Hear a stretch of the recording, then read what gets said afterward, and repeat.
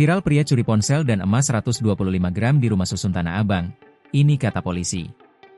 Sebuah video yang memperlihatkan aksi pencurian di rumah susun, rusun, kebun kacang, Tanah Abang, Jakarta Pusat, viral di media sosial.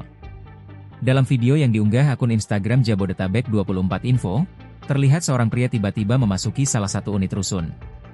Setelah itu, pria tersebut memasuki sebuah kamar lalu langsung berlari keluar sambil membawa suatu barang. Dalam video juga disebutkan bahwa pencurian tersebut mengakibatkan sebuah ponsel dan emas seberat 125 gram milik penghuni rusun hilang.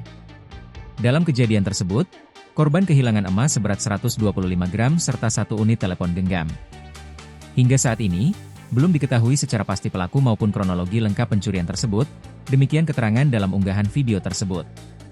Sehubungan dengan video tersebut, Kapolsek Tanah Abang AKBP Dimas Prasetyo mengatakan, tim dari Polsek Tanah Abang sudah mendatangi lokasi kejadian. Polisi pun telah bertemu korban pencurian yang bernama Diana.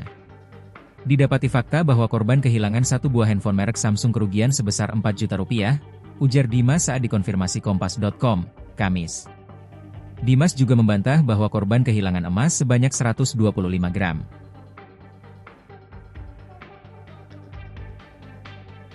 Download Tribun X sekarang, menghadirkan lokal menjadi Indonesia.